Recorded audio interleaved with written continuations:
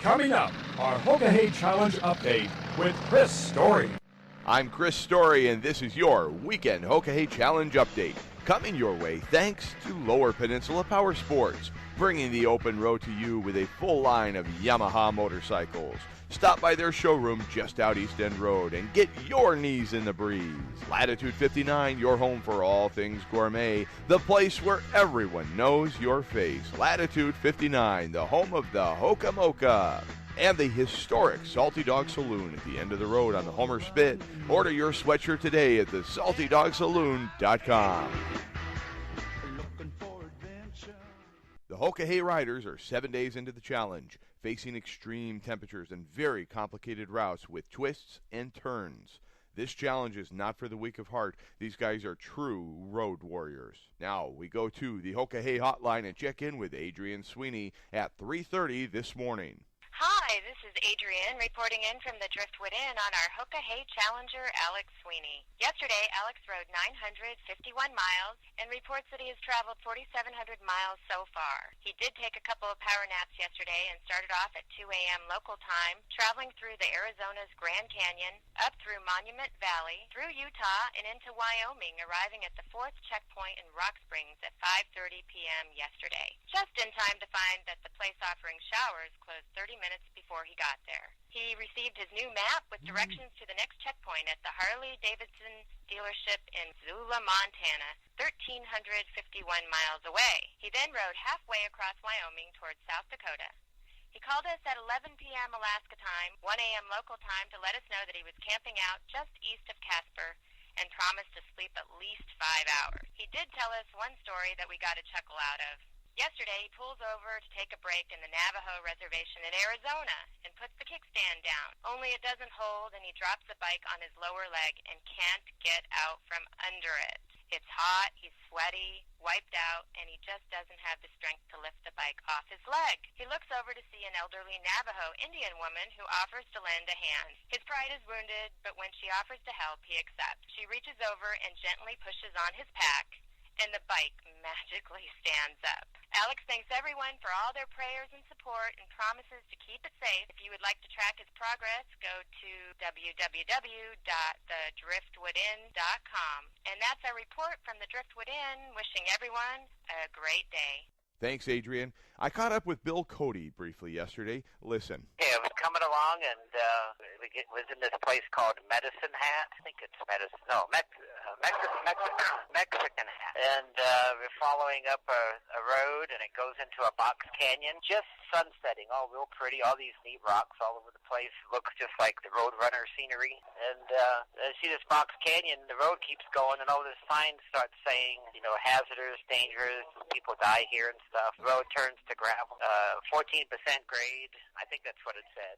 Uh-huh. And keep driving in, it tightens up, and what it looks like is a straight-up red rock cliff, box canyon, not even any incline. Basically, if you was coming to switchbacks on the East End Road at the end, from out in the water, maybe twice, 3 times that high. So I come up, and it's already really steep, already in low gear in the Harley, and dirt and stuff, and washboardy, and you don't want to stop because the Harley's not made to do that. The gear's too tall. That just cranked down the throttle, and those really tight turns, made it without having to put the foot down, because I know if I'd have stopped, I don't know how they got the Harley going. Plus, it's all hot. It's real hot. Made it to the top, but I don't know if there's any... I mean, that's a pretty neat hill. Yeah. I think that I've heard that a lot of people turned around at that switchback area. Yeah, I was right on course. So far on most of this whole trip, except the 2 days ago, the first part of this leg, or whenever I started it, I got goofed up and so slowed up. Apparently, that box canyon is sort of a filter or something. I mean, I knew I was going to do it, but I didn't like having to take the brand new bike over it. Okay, all right, Bill, well, take it easy, ride safe, and thanks for keeping in touch. It's a lot of fun listening. Okay, I'll report back in when I get a chance. I have a report here from Team Todd Cook. Yesterday, dude, was way intense. I hooked up with a couple guys that were just like speed demons and running these baggers, and they were yanking and banking, man. They were along these rivers, and I was having trouble keeping up with them. These guys were they were smoking. And then, because I was running hard, I ran out of gas. But luckily, I coasted 2 miles downhill to a gas station.